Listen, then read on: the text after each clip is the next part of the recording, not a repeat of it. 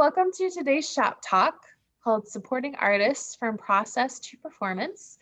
This series is a part of our Digital Commons Festival presented by Carolina Performing Arts and is meant to bring together current, emerging, and aspiring arts professionals to talk about their areas of interest and expertise in the performing arts field. Today, we will be discussing the work that happens behind the scenes to support artists. My name is Megan Whittaker, and I'm the Artist Services Manager here at Carolina Performing Arts. We strongly encourage questions at any time from our audience. This is meant to be an interactive learning opportunity for all instead of a formal presentation. We also kindly ask you to turn your camera on and keep them on if you're able so that we can see you. If you do have a question, you're welcome to unmute yourself and ask it of our panel at any time. So without further ado, let's go ahead and get started. One more thing I want to mention, our conversation here today will be recorded and distributed at a later date. Let's start by learning about our facilitators. Carissa, would you like to start? Sure. My name is Carissa. I'm an independent artist manager. I represent Abigail Washburn, who is a distilled Untitled Chapter and Carolina Performing Arts. She is also a brilliant musician, a cultural ambassador. She specializes in U.S.-China relations through music. I also work with Rachel Grimes, who's a brilliant composer based in Louisville, Kentucky. I also represent Layla McCalla and Allison Russell, who are brilliant in their own right as well. So I have the artist management side of my work, and I also am the co-founder of a project management nonprofit called Unmanageable that supports large-scale creative works with a mission or message to share beyond pure commercial entertainment. Mm-hmm. Sarah, how about you? Sure. Hi, so I'm Sarah Lerner. I'm the general manager of the House Foundation for the Arts, which is a nonprofit organization that helps to produce, promote, and preserve the work of artist Meredith Monk. As the general manager of a very small team, I do a lot of things. So sometimes I act as company manager for specific tour dates. That's how I first met the great team at UNC. But I also do fundraising, and I also do project management for the archive, specifically the new creation of a digital archive that we're hoping to launch this year. Before working with Meredith, I was the director of operations for a small center for documentary art. So I worked with filmmakers. We offered 3 residencies per year, along with about 30 workshops. So I'm happy to talk about my experience with that as well. Great. And then we have Simona. Hi, everyone. I'm Simona Ferrano. I'm the general manager of the Martygram Dance Company. Prior to that, I was the company manager for the company for 10 years. So I've been working on logistics and now more on the finance side of the entire center. And prior to that, I worked for dance booking agent in Italy for about 2 to 3 years, where I was introduced to the Graham Company. Thank you, guys. We are so glad to have all 3 of you here with us today. Let's start with kind of a current events question. It's all on our mind. So how has the pandemic and the ways that organizations have had to pivot during this time impacted your work? I'll start. So it has the entire organization had to shift towards like new ways of working, and that had impacted every employees, the ones that we were lucky to be able to keep, of course. And so everyone like picked up new responsibilities, started working with different departments. Our company manager, for example, at this point is a liaison for every single department. She works with the school, she works with marketing and development with me in her actual job. And that has been the case for everybody. Like our production supervisor does a lot of video editing. And the same goes with the dancers who had to like use their own phones for like virtual dance clips or whatever it's on their mind. So everybody had to like learn and adapt to a unpredictable situation. Yeah, learning and adapting to unpredictable situations. That could have been the title. this whole thing. Also, Lauren, I just now went to gallery view and I see Lauren. Hi. Lauren is a dear friend and our partner on the Still Fellowship for Abigail Washington. I'm happy to be here. Yeah, it's good to see you.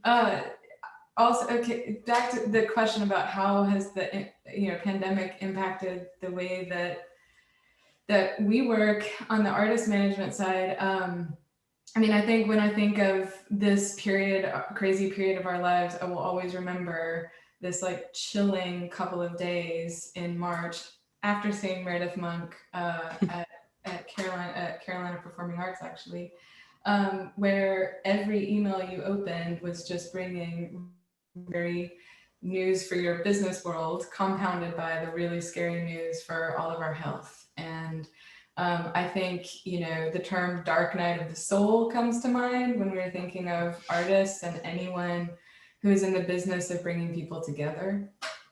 So in terms of course, how it's impacted the touring side of work, it has had a huge impact in that area, but I do think that the artists that we work with are wildly creative and innovative, and it takes that kind of spirit to think through what can be done right now, and that kind of pivoting as well. So just for a few things on our side, I feel like, for Abigail Washburn, for Layla McCalla, Allison Russell, it's become in many ways like a period of incubating, reassessing, looking at what hadn't really been working well within the normal way of approaching their businesses, and thinking of how they'd like to do it differently. It's also, for some artists, been a real terrible time to be creative, impossible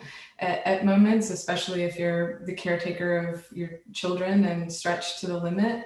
But for others, it's, has also been a period where creating content has been part of the way to survive. And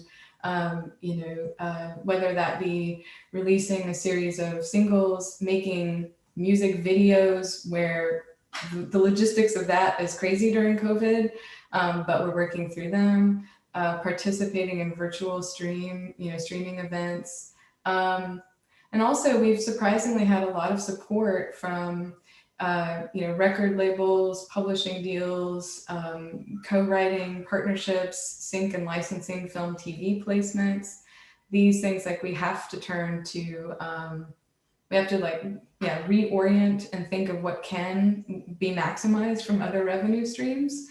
And so wanted to say, one of the fascinating things, we recently signed, Allison Russell recently signed with Fantasy Records, and from the beginning, they said, well, find an artist during a pandemic, and we're going to put out an album during a pandemic.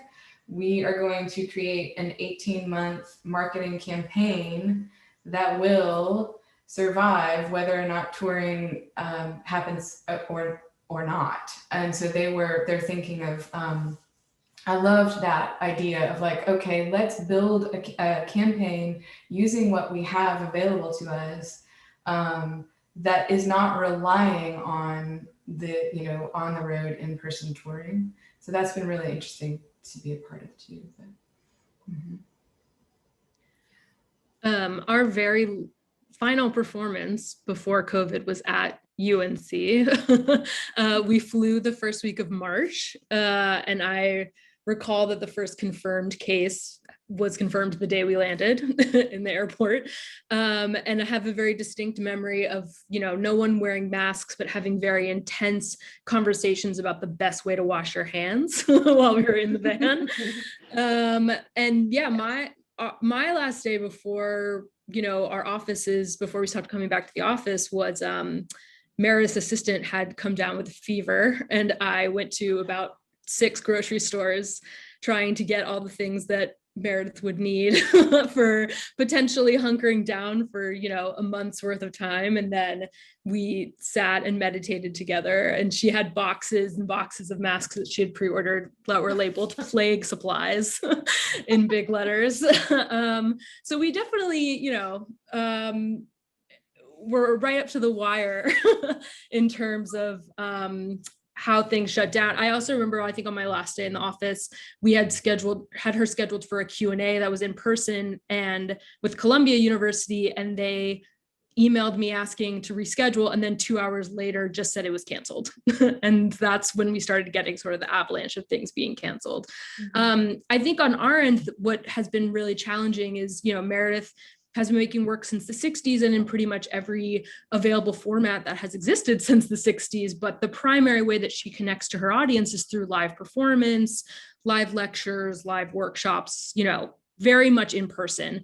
And it's also a very integral part of her creative process. So she wasn't expecting to premiere her next evening length piece called Indra's Net at Mills College in November of 2020, and was in a creative residency period, when COVID first happened. And a big part of developing those new works is gathering with members of her vocal ensemble, with instrumentalists, and sort of building things from the ground up. And it's just incredibly difficult to do that in isolation, not just the writing and composing, but being able to have non-synced, like having Zoom exist with non-synced sound. I feel like the biggest issue over our first few months was, how do we get people to sing together? Because that's like the most important quality. So, I mean, now it's kind of twofold. One was how do we get people to sing together? How do we make sure that this work can continue to be created? But also it was, how do we continue connecting to the audience without these live in-person experiences that were really the bulk of what we sort of offered. So, Meredith definitely got a lot of requests for interviews and conversations and talks, still gets those, and did a lot of those types of live streams. So we also took the opportunity to make a lot of her earlier film work available digitally for the first time, and then did some Q&As, based on that, just trying to figure out all the things that we could sort of release to continue to, have those conversations and make connections, and continue to have her work feel very present, even while it was obviously on hold in a lot of ways. And then our production team, it took a couple of months of trial and error, but now we're working with this program called Jamulus that allows people to play in sync together. And so not only has she been able to rehearse and continue in production these pieces, but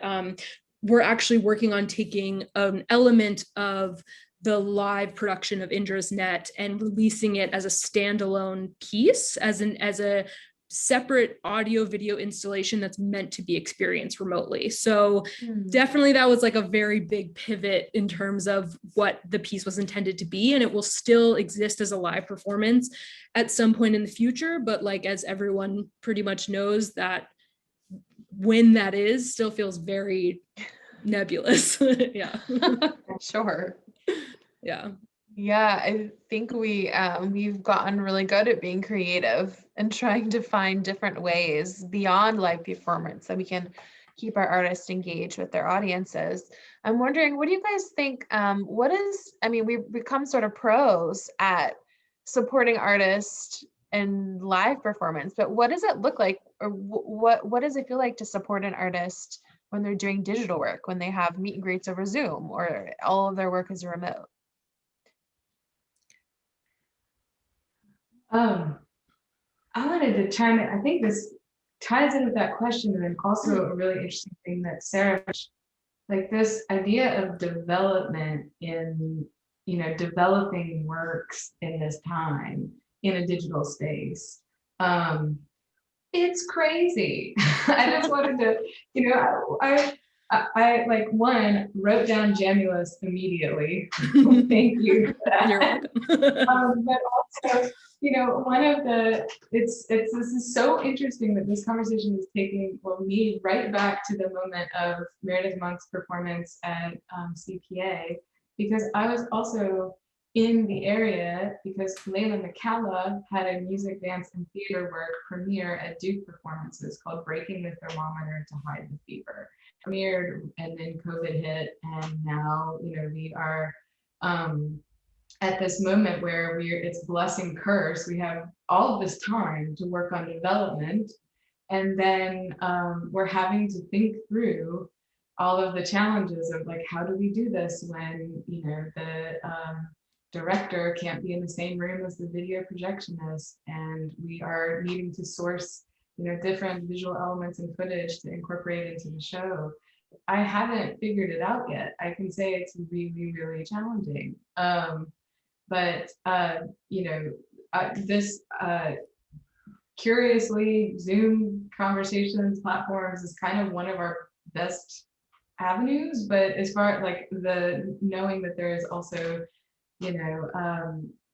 these other like Jamulus, I'd never heard of that. Something where we could try to like sync voices and performance together, that's really helpful. But I was just going to ask if anybody else had any genius ideas on project development during this time. I would love to hear them. Because it's been a challenge. Yeah, I don't think we have genius ideas. I think mostly trying to survive this and how to looking for ways to keep our dancers alive artistically, and at the same time find ways to give them some sort of compensation at a time where everyone's budget has been cut to, I'd love to say half, but it's way less than that. So I think that's the struggle. Like, and for us being a dance company and a group of dancers, like we're a minimum of 15. For the artistic director is like, how do you find project for each individual dancer? How do you feel, like the challenge of being in different continents, and the size of the apartments in New York. all of that kind of things.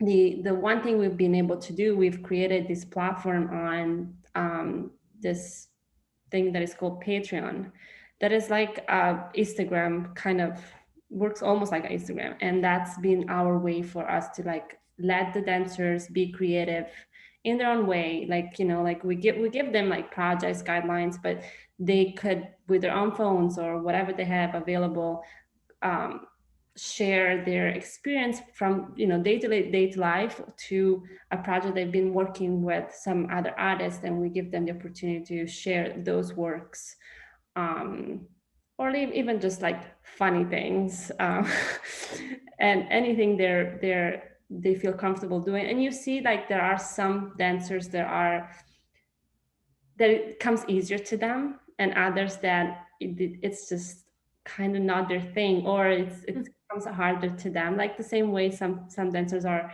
more willing to teach than others, because that's not what they normally do. So that's been a way for us, and like dealing with the fact that we have this Martha Graham name, and how do we've been like open to new things a lot, like we commission and everything, but you still have to respect who you work for. Well, that's just not there. You can't predict what she would have done in this case, of course, but there is always a sense of like, she's, we represent her. So there has to be, we have to keep that in mind whenever we do anything. Yeah. I was just going to say, to your question of like how you support artists during this time, I think this is true at any moment, but just especially now, it's all about tech support. Like, you have to get very good at troubleshooting in all times, but I think now that's something that definitely been called upon to do in a in a larger way than usual.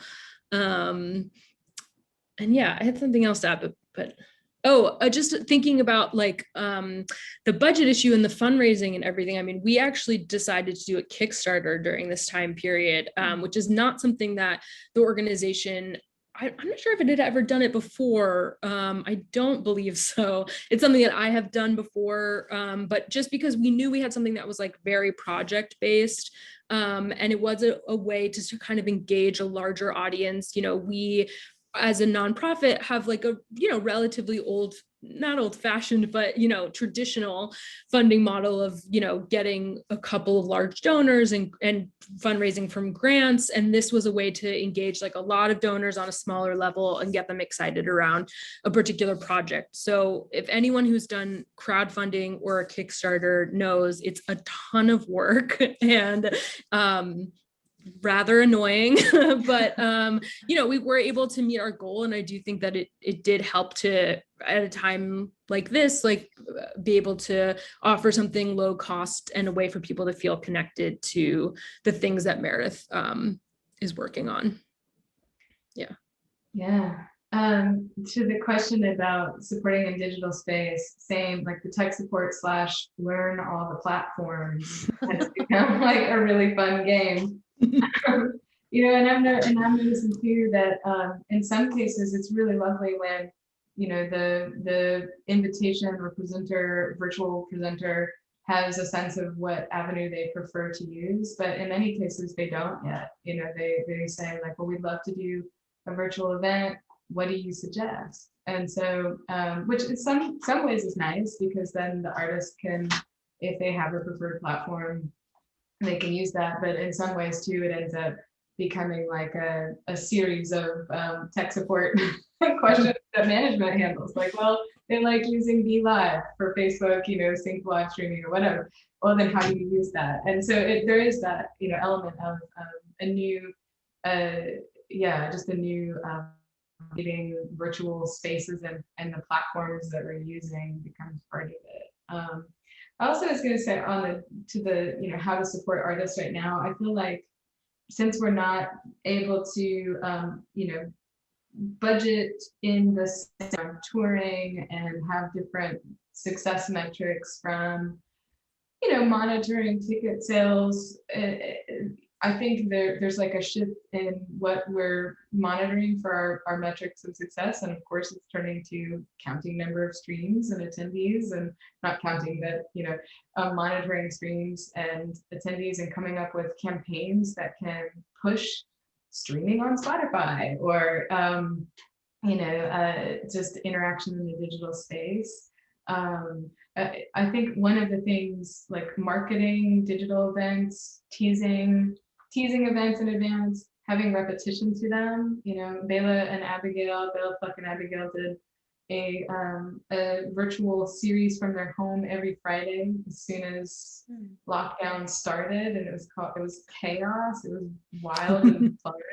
Yeah, I saw that on Instagram, I think. Yeah, I feel like, and this goes back to Simona, what you're saying too about, you know, representing, like you have to think of who you work for and how they would approach things. And I guarantee you, like Bela Fleck throughout his life would not have imagined that he would be growing a beard and just kind of fumbling through some songs and feeding his child while he's like, you know, but it was real. It was just like, this is, you know, we have to give Theodore a piece of broccoli now because he's getting antsy, you know, hold on. So it was just, you know, that, but I do think what made that float, and this was their really brilliant idea, but was to have the repetition of it. You know, like every Friday at 7 o'clock, you can find us here, and we're going to be doing the same thing. And that for a period of time really worked to grow, you know, in attendance and awareness of it over time. And then, yeah, I mean, just the supporting artists in the digital space, like just social media. I mean, it kind of seems obvious, it goes without saying, but like that digital space is social media. So it's instead of focusing so much on, you know, calling promoters and working together on marketing campaigns to increase ticket sales, we're shifting to like how can we create these campaigns in digital spaces, and how are we monitoring them too? Yeah, so I think it's just interesting. It's just shifted. You know, one of the things, as an example, just to give an example of that, one of the things we did recently for Abigail was her album City of Refuge had its 10-year anniversary, and we were thinking this is actually a really great way that we can build a campaign around this, like create a moment and talk about online, to share reason to pull up old photos and videos and bring them back again, and all of that was just one example of a digital campaign that worked pretty well. Yeah, I think a lot of us think about how things are so different, but I think some of it's really the same. I was mentioning before you guys hopped on that, we still do rehearsals if we're going to have a digital event. And when you show up, we want to check, your lighting and your sound. And it's kind of the same thing that you would do in a tech rehearsal. So I see a lot of similarities. I guess I feel like during this time I'm relying so much on email to communicate with artists, and it's just so much email versus, them coming to Chapel Hill and being there in person, and me being able to tell them things, face to face, and connect and build relationships. It feels a lot harder to build those relationships when it's just, a series of emails before and after a virtual event. So I think that's one of the things I'm really missing when it comes to supporting artists in these unprecedented times now. Yeah. I have a question for actually everybody, which is, this is kind of going to the talking about like the challenges of whether it's getting an ensemble of dancers together or collaborators for the next Meredith Monk piece, and what presenters who have these spaces that are not being used are doing. Has anyone organized or been a part of larger residencies where you quarantine in advance, you test in, and you work with a presenter that has a space available because they're not actively booking it to actually get to workshop and develop? We have not. I mean, we're in a residency now, but it's only 2 dancers. So yeah, it hasn't been one of those where there wasn't actually quarantine, and then once you're there, you're in a bubble. We're looking at it more as a pod, not as a bubble, so dancers can go to the grocery store or pick up some coffee. We've given them a little bit of more of that flexibility. Also, I think like it is a little easier now that testing is faster. Before, when the whole bubble started, like testing was more of a thing. Now our dancers can get tested every week, so that helps a little bit. But we haven't done. I know dancers have done it, and some of them have lost their minds doing those bubbles. But we try. I mean, it was an idea that we had, but at least for us, being a company of 15, it was. I guess it was too expensive from the presenter side to think of bringing us all and all of that. Yeah, for us, it's something I think that we're starting to look into, but haven't attempted. I think mainly just out of concern. A lot of the people who we work with are from the vulnerable populations that are, just most at risk. So even with those precautions, I think it felt a little bit too risky to try and attempt something like that. Meredith has received the first dose of the vaccine.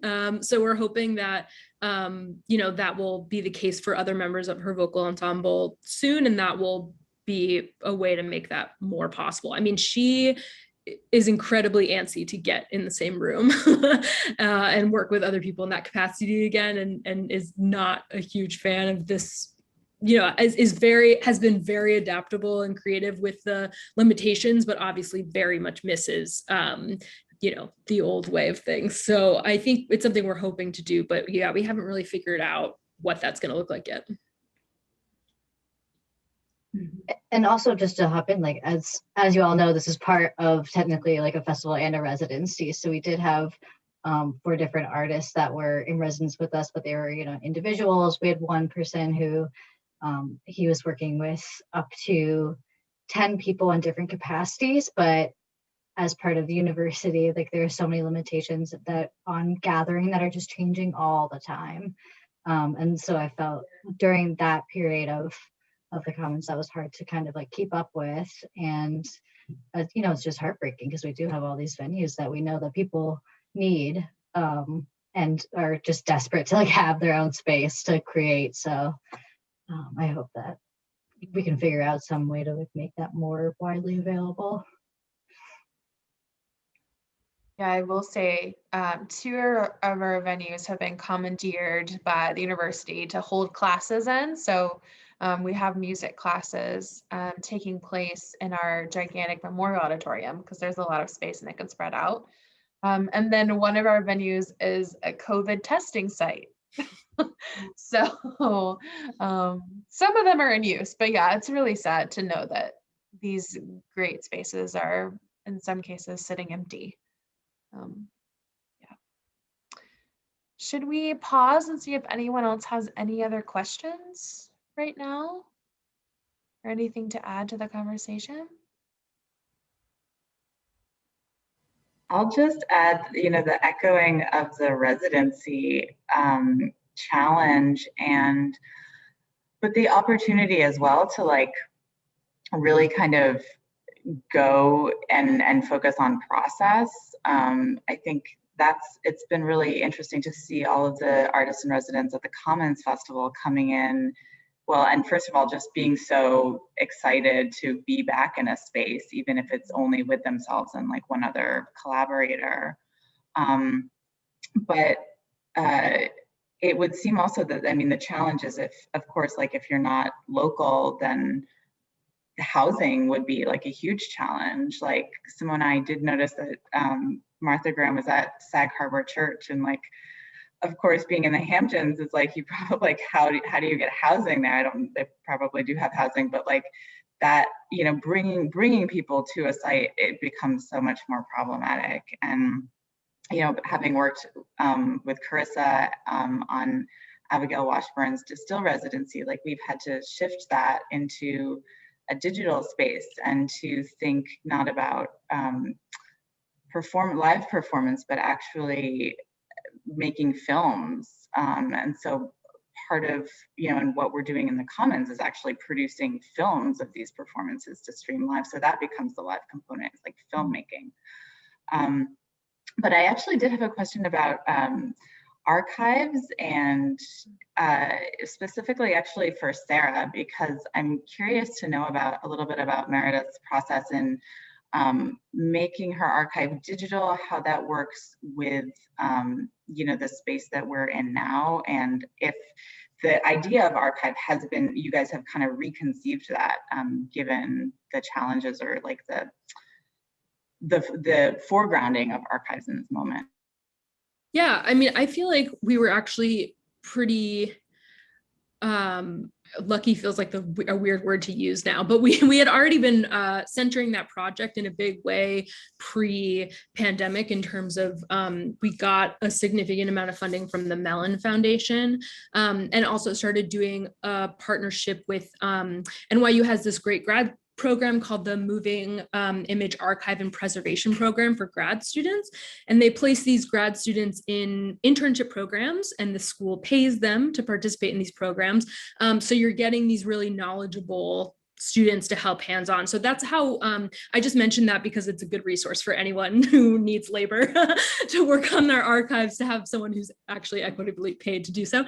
But yeah, so we already had people working on helping us to build that. And so we already had a framework for it before the pandemic happened. And it's definitely something that we were already on track to launch around this time period, but it does feel, yeah, again, just very fortuitous that we had those building blocks in place because it's a ton of work. And she, as I mentioned earlier, a big chunk of her archive, she's worked in every format that has existed since the 1960s, which is a lot of different technologies, the majority, a lot of which we don't have the ability to even playback. So we are in the process of doing a lot of digitization of her archive now. And yeah, I mean, a big part of it is just figuring out the format of what that's going to look like, what content is going to be available for free online, but we're hoping that there'll basically be accessible videos and photos and ephemera from each of her major works of it that's just available through our website. And we're, hoping that it just feels like a very good time, you know, to have something new. Most of this stuff has not been, it's actually quite difficult to like get access to her previous work. So it's been like a big priority for the organization for some time to make that happen. Yeah, sorry, I hope that answered your question. There's like a lot of elements to making it happen, so. No, it did actually. And I'm so grateful for that information. How is Meredith with Zoom? I have to ask. She's great. I wouldn't call her, she's not a Luddite. I don't think she's technology's like biggest fan in terms of, again, like in person is always preferred, but she is incredibly savvy. And in thinking about tech support, I would say like one of the things from this time period has just been the evolution of her technical setup. You know, from the beginning, now she has a very nice camera, a microphone, like lighting, like we've got her whole, but it was like very piece by piece, getting her this very professional setup. She also, you know, she's doing a lot of stuff from her loft here in Tribeca, where the internet is so yeah, that's been a lot of the challenge is trying to get everything to look, you know, as nice as possible and remove any of the barriers, which I mean, I think comes back to like a central tenet of what it means to work in artist services is like trying to anticipate every single one of the flaws that could happen. So that way, when one actually does, you have the ability to take care of it. Yeah. Yes. And that's mainly been tech focused, I feel like, during this time period, but yeah, I think every artist who has been doing a lot of digital work now has their like ring light set up and they have like their great Zoom background. And yeah, I think we've all had to learn how to look good on camera. Great. Sarah, I love how you said artist services is a lot about anticipating needs and trying to be one step ahead and providing whatever an artist might need. I wonder, should we transition to talk about maybe what artist services roles look like not in the pandemic? Maybe what some of those needs are in normal times, and maybe what roles and positions are out there for people who are thinking about a career in artist services? Yeah, thinking about normal times. Can you remember them? Well, for us, a company manager is the key role that deals with dancers' needs. That mostly have to do with touring. We are a touring dance company, so that specific role covers that part of their schedule. So it does all the scheduling, logistics, and all of that. We are a union company, so a lot of the dancers' needs are very well written in the contract, and we follow those rules. And so it, you know, like we try to be accommodating when it comes to like travel times as well, keeping in mind that dancers need to rest. They have a lot of, you know, they have breaks in between travel and next performances and stuff like that.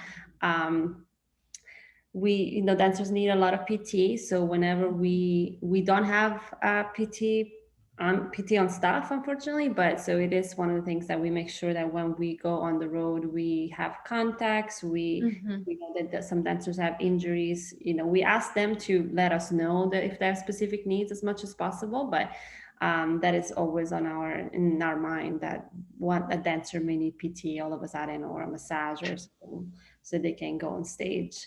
Dancers have a lot of requests in terms of food.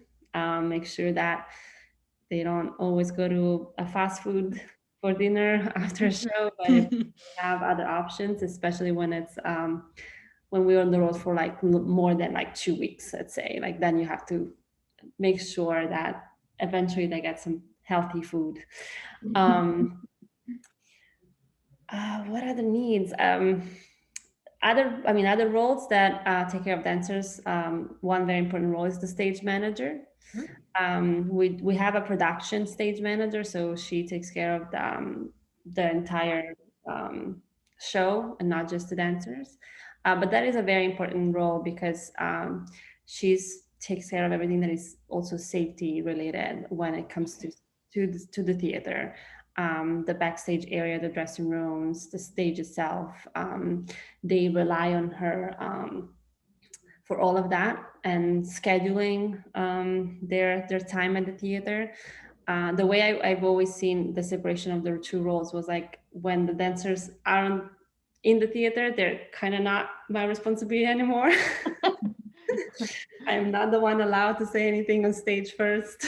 That's how the stage manager takes over. And then they will come to me for union issues if there are any. Other roles, I'm sure Carissa can talk more about it, but it's like agents, booking agents, managers, those roles that support artists in many different ways. Development is very important to support artists financially because that's where the most of the money comes from. And if anyone else has other roles other than general manager, of course, but at that point, least I don't interact with the dancers a lot anymore. Unless it's really a union issue or a pay issue, not artistically or than anything that has to do with their day-to-day routine. Yeah, company manager is a huge job. Do you miss not having that interaction with your dancers? In that way, COVID helped me a lot because Sure. I changed my job last January, so I didn't have the time to feel like I was missing a lot. And you know what, in one of the recent conversation with our current company manager, she was saying like how she hasn't been able to bond with the dancers the way Sure. I have, and the group hasn't changed much, so they still come to me before going to her because they haven't had that opportunity, and they've had me for 10 years, some of them, or some of them they've already had me as a company manager. So whether they liked it or not, that's all they know. But I do. It's the artistic side of what we do is the reason why I do what I do. So I know that once my job will turn more into numbers and that's all, like that's what I'm going to miss, going on the road with them, being backstage. So that was my lucky side of the COVID-19 lockdown. Sure.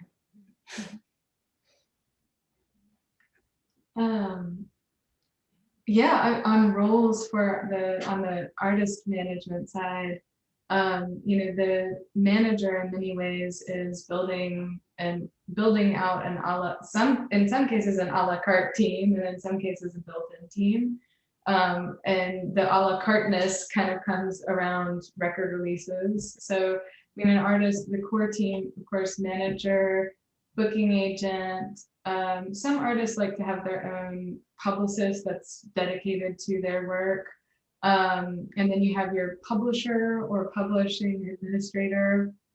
And we have also, a person who handles online marketing and social media strategy for the artists. They do a lot of their own personalized posting.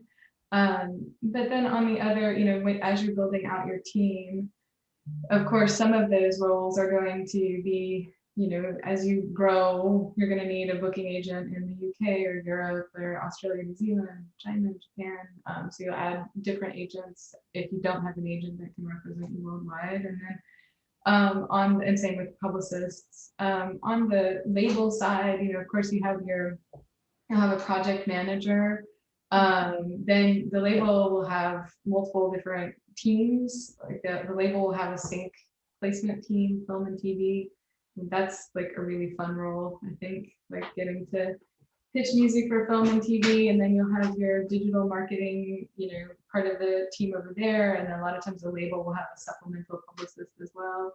And then, under your publishing company, sometimes they'll also have an additional sync team that's working specifically on your publishing. So depending on how large the publisher is, you might have a sync team underneath that publisher that has individual people whose sole jobs are pitching to video games, advertisements, film, television.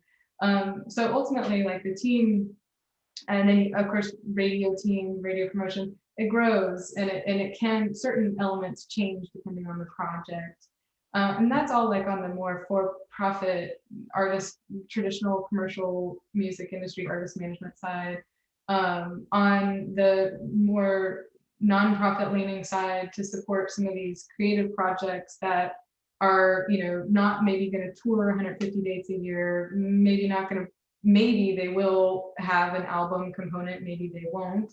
Like Layla McCallah's Breaking the Thermometer to Hide the Fever, that is a theater work that has music, dance, video projections, all of it. And that on that side, we also have a brilliant grant writer and development director who helps with the fundraising for projects that need that kind of creative support on the front end. So there's a lot. I don't know, a lot. It takes a village for sure. For sure. Yeah. And then tour, God, COVID, mind eraser, tour manager. It's like one of the biggest parts of the team. The person who goes, this is probably similar in some ways to a company manager, though they're often not managing like the physical PT needs and everything, but a tour manager, being the person who's going to oversee, go on the road, make sure everything goes smoothly, do all of the advancing the shows ahead of time, make sure like down to the letter the artists are getting what they need in every city. So, yeah. You're right. There's a lot. A lot. Sarah, you've probably done each one of those roles.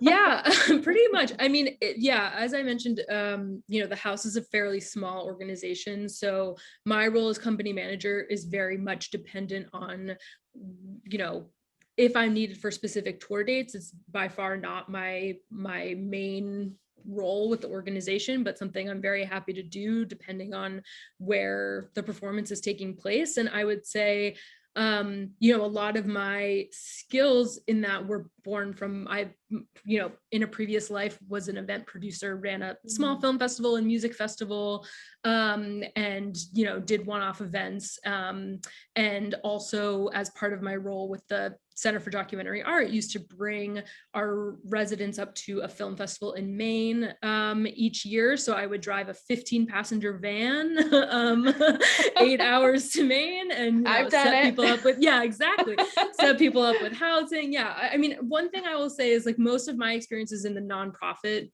world, and for anyone interested in artist services, like I think it's a difficult world, a lot of small teams and a lot of low pay, to be transparent, but I will say that has allowed me to get a really wide range of experience because you're just very hands-on and involved in a lot of the different elements of what artist services can be. So right now it's a very specific thing. I feel like a lot of my job is being very protective of Meredith's time, making sure that I'm taking care of all the things that I can so she doesn't have to pay attention and I just have the answers to the questions that she needs, and she has space to work, to have creative time, etc. But in my previous roles working with more emerging artists, I feel like a lot of my role was trying to provide them with avenues to think about how they could build their long-term career. So like introducing them to other people in the field, showing a variety of ways in which people actually make a living as artists, because there's a very wide array of ways that people actually end up doing that, and it's not always very transparent. And yeah, still trying to be the person who has the answer to all the questions is very important, but in any of those roles. But Yeah, there's definitely a lot of avenues and ways that one can provide artist support for a living that I never would have known had I not sort of entered into careers in with small teams.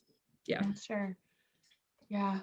The I thing- love what you said about trying to make sure that like Meredith doesn't have to worry about anything else. It's a lot of what I think about when it comes to my job. I don't want the artist to have to worry about anything except their work on stage. I want them to be comfortable. I want them to feel like, you know, they're in a space where people care about them, and that the only thing that they have to concentrate on is what they're going to do on the stage. Yeah. So Another thing I will say is that you can generally assume that no one is actually reading your emails. So even if you're sending out instructions for when someone needs to be where, what the confirmation number is, any of that stuff, you can, no matter how many times you write it down for someone, you can generally assume that they won't know. So that's a big part of one's job, is just like repeating the same information, having it handy when they need it. That is very true. I did get to a point where I was saying I wasn't repeating myself. Yeah, I feel like you're more of a hard ass than I am. I will say it over and over however many times you need. Like, I feel like it's different when you have to, you know, like you can't say that to Meredith Monk, but you can say that to an apprentice and just be like, hey, I'm paid to write this down once, not to do it. It's just kind of what it is. And I felt like and that's just not just because I'm hard, I guess I am a little bit, but I felt like, especially with the younger artists, it was important for them to learn what being on tour meant and what their responsibilities are. And I agree with Megan that, you know, we need to take care of everything so that they can focus on the stage. But I feel like the truth is that is not always the case. And a lot of them will, outside of the Marthagram bubble, which, yes, will allow them to have me doing this and this for them, they have another half of the year that Marthagram doesn't pay them. And they need to understand that no one is there to do it for them. And so that was one of the reasons why I was a little hard with them. yeah, that's a good point. I know Ellie can empathize with me that we create these really beautiful itineraries for every artist visit, and we have to keep a copy on us at all times because inevitably someone doesn't know what's on it, or they forget, or yeah. So I hear you. I can say on the, you know, artist management side too, it's also like so frustrating when you have given, like, okay, you got your, you know, here's everything for this interview that you need, and then you start getting text messages. Yep. Wait, are they calling me or am I calling them? Oh, wait, what are we talking about? And you're like, oh my gosh. But it's really, yeah, it's also, you know, the thinking ahead, trying to imagine what everyone's gonna out thinking, like, okay, well, when they get to this part, what are they gonna ask me, and how can I just have it ready? So yeah, all of that it's a fun like brain challenge, I guess. Yes, I like. Did you say out thinking? I like that. Did I say that? I probably should not have, but maybe. I like that. No, you're right. You're working so hard to just be like one step ahead of them to try to figure out what they're going to ask you next. I like that. I like that. At least on the logistics and day-to-day side. I don't think you can't think out, you know, you can't think beyond the creativity side, but at least on the like needs and yeah. Mm-hmm. Right. That's why we're here. I have a question. Sarah, you touched on this a little bit too, but I was wondering if y'all could just talk a little bit more about like what your journey has been into getting where you are, like in your career, and like how you kind of found those things that you were good at or enjoyed doing, and like how that led you to what you do now. For me, I've always loved dance. That was my passion since my grandmother brought me to the theater the first time to see probably Swan Lake, I guess. So I guess like once I figured out that I wasn't talented enough to be a dancer, it was looking at other ways of being involved in the arts instead of being a lawyer or an accountant, which was what my mom wanted me to do.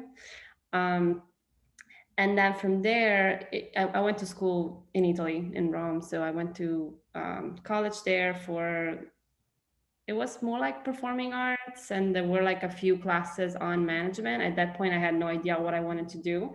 But then once I found those classes and I started to volunteer for festivals and other things, I figured that was something that I could do. And I started working for a dance booking agent. His name is Daniele Cipriani in Rome, and he does mainly dance. And so we were like producers, and I was also a touring manager, a tour manager for a while. And I loved that. I loved the traveling. I loved challenging myself with a language that wasn't my first language. And meeting all this, we worked a lot with ballet dancers, mostly principals. So meeting all of these stars that I've read on, I've seen videos. I was just like so excited for the first year. Then it became like, oh my God, this is never stops. And from there, I met Martha Graham, the company, when I was in Italy. The agent was Martha Graham was one of our clients. I guess you can use that term. That's weird, but yes. And they invited me to move to New York for an internship as a company manager. And that was about 10 years ago. And I wanted to go to New York, so that was great. And I've stayed. I've learned so much. I've always felt very grateful for the opportunity of like coming to New York and learn a new job for a company that was so prestigious and something I've never thought I could have done. But so yeah, that's how I got here. And it just kind of loving what I do. And it's worked very hard in the first probably 8 to 10 years of my career, and then trying to learn everything. Like I felt like it was very important for me to not just know my job, but to understand what production does and what the general manager used to do at the time and what development does, because it's not, like, I guess, like, to grow and be ambitious in the field and just give ourselves more opportunities and different ways to support the artists outside of Martha Graham, because I guess like we all have done projects. We have produced our projects outside of this because we're creative. We want to support the arts. We want to like be on stage in a way, all of us backstage, what it is. So that's been my path, and still with Martha Graham.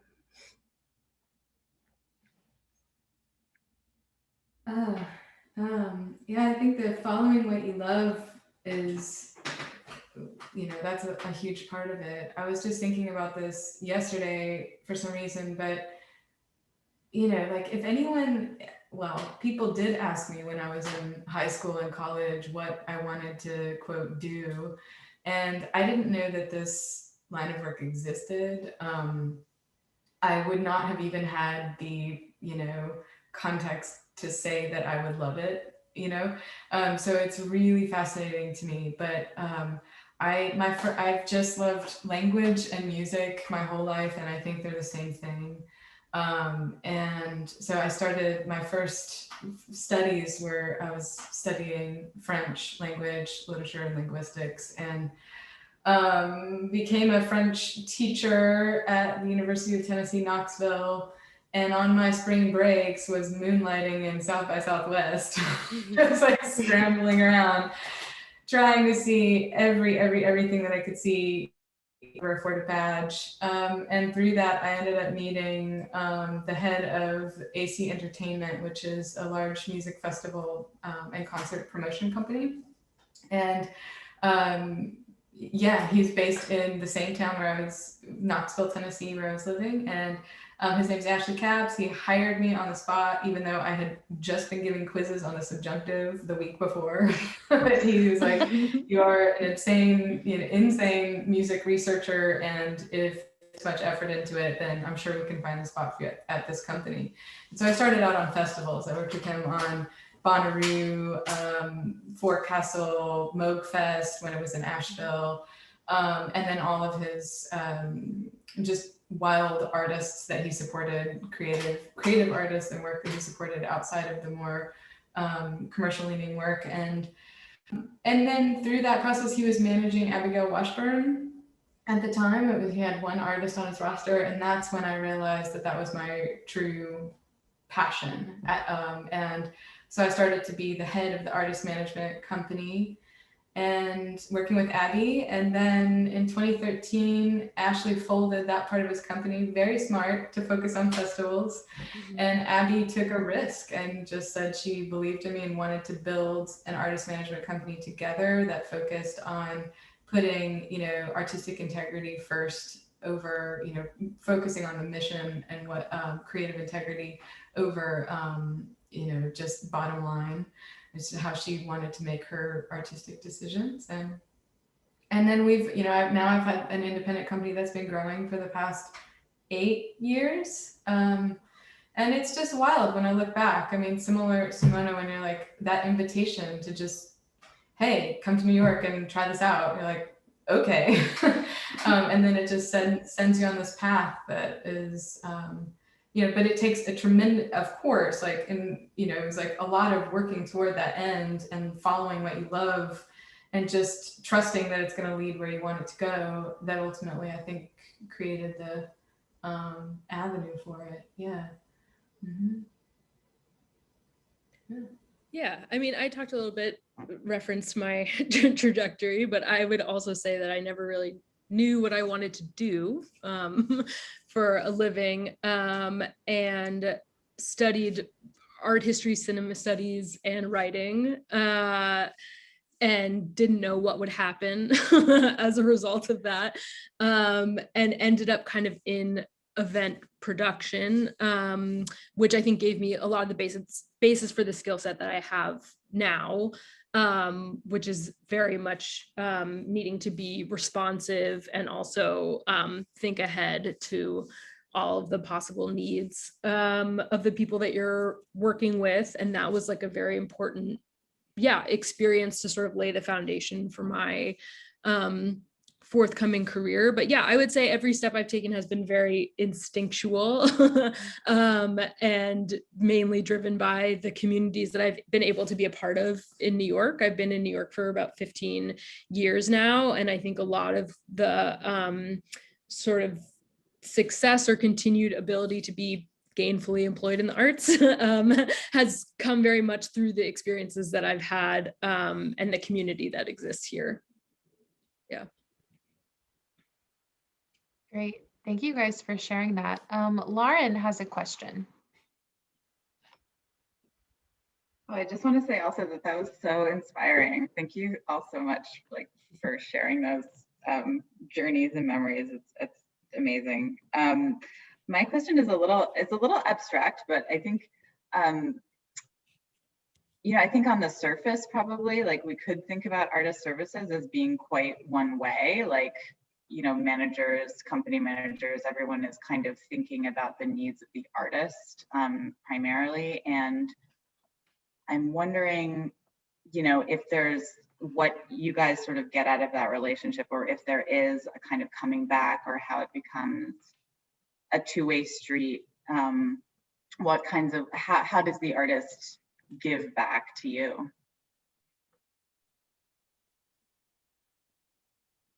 That's a really beautiful question. I mean, the first thing that comes to mind is community.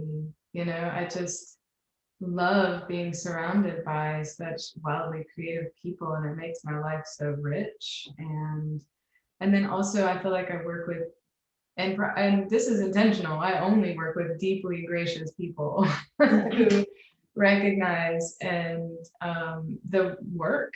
And in many cases, this kind of goes back to the emerging artist versus established artist question, which I've worked and continue to work with artists on either side of that. But it can be really hard when, if you come in with the skill set that we have and you have an artist who hasn't done the work to realize what you're lifting off of their shoulders, like that can be a little bit of a challenge. But so I feel like now, for the most part, I do work with artists who have done, they have done the like subsistence touring for a decade before they got to the moment where things lifted, and they're like, please, thank you, thank you, thank you, like for taking that load off of our shoulders. And so I don't know, I think that, yeah, gratitude and community and just being challenged, like you get challenged on a lot of things, like whether it's just how you view your world or how you view the music industry, or, when I think artists are really good at pushing up against boundaries and saying like, well, if that didn't work, then why don't we try this? Why don't we try this? And I think that even that just kind of thinking is like, yeah, makes your life better. Mm-hmm. Mm-hmm. Yeah, I agree. Like I think for me too, like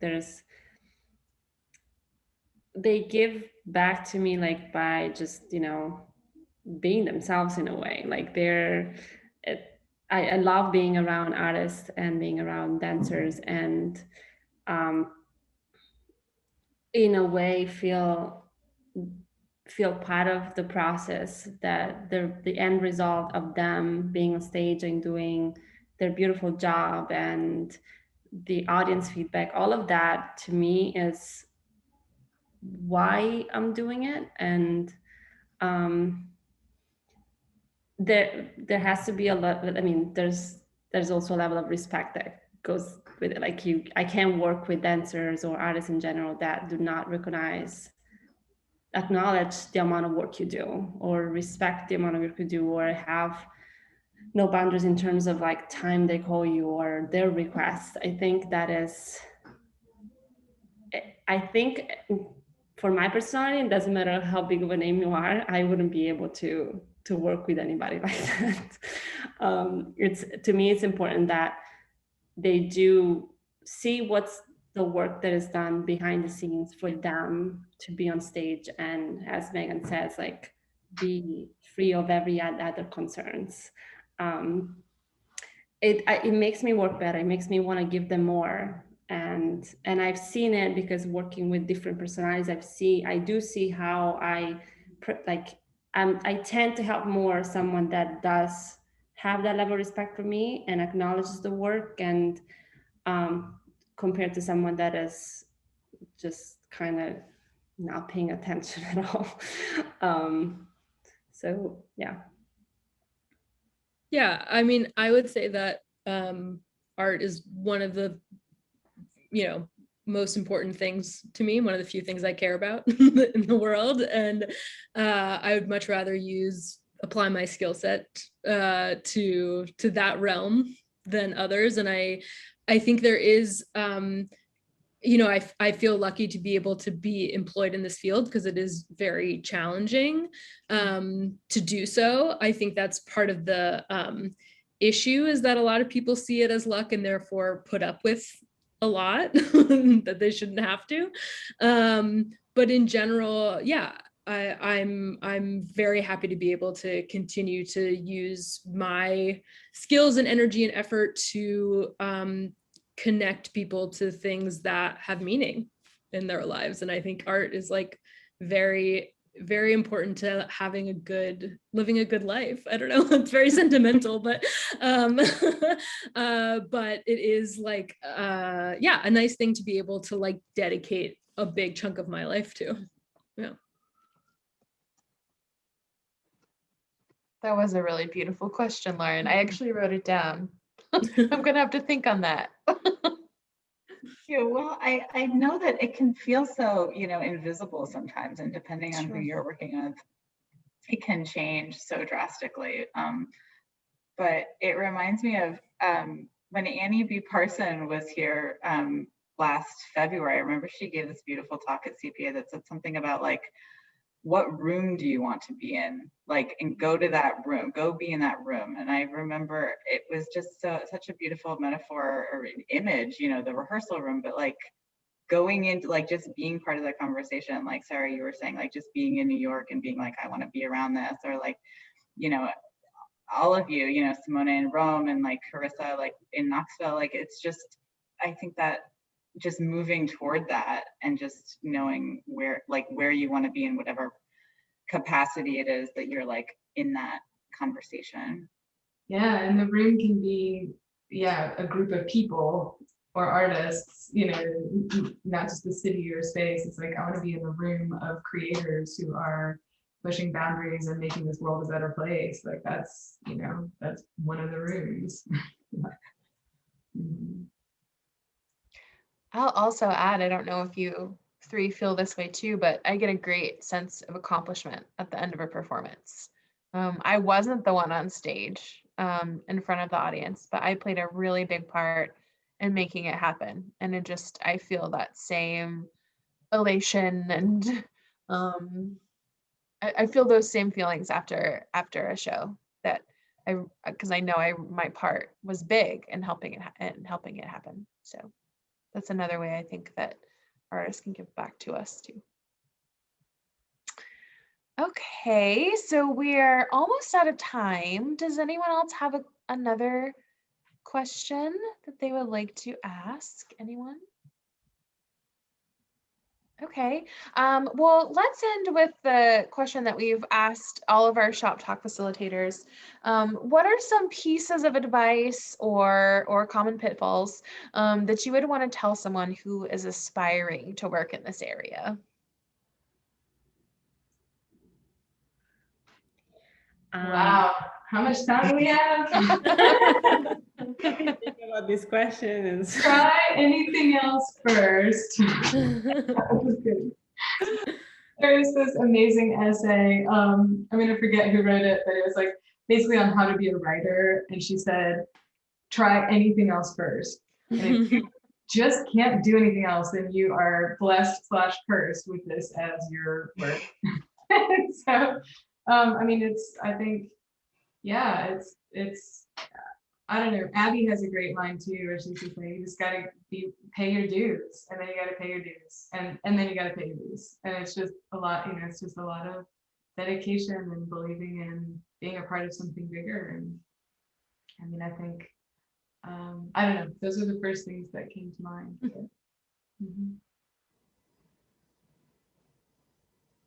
It's definitely not an easy career choice. No. It's a lot of hard work. Yeah, I mean, I guess if you do it, it's because you love it. You don't happen, you know, like it's not like you end up being a lawyer because you know what else to do. I think like you really choose it. So if you choose it, the commitment is there, the passion is there, the sacrifice is there. We do what we do for the little money we make. That's also what it is. And you know, as Sarah said, like, you know, we're lucky that we actually have a job in the field and we're accomplished. So it's, I think like the only like pitfall, I guess, like, I want to review what Lauren said is like, try not to be invisible in what you do. Like you're a large part of what happens. So like, you know, make sure that you're listened to. You're not just booking hotels or booking transportation or doing things like this. You know, I one of the most hurtful statements I've heard one of the union reps saying to me was that I don't remember exactly what it was, but it was kind of like we were not as important as the dancers, which we obviously are not. Like, of course, there is no dance without the dancers, but especially even if you just think about this last year and how important our jobs are, all I've been focused on is how can I raise enough money for them to pay their rent. So we are like 50%. I feel like I'm 50% of what happens on stage. I'm not as beautiful as they are, and that is just fine with me. So that would be my piece of advice. Yeah, I feel like a main reason why I've been able to continue on this path and move through this world is just by being more organized than the people around me and by generally making myself indispensable in the places where I've been. And I think that's obviously easier said than done, but a big thing that's been, I feel like, hammered home through this whole conversation has just been the idea of having all the answers and, you know, having that stuff written down and available. And I think if you're proactive in whatever role you take on, then that, yeah, you'll be very successful in this. It really helps if you have little ego and are type A. That makes this a very great role for you. Yeah.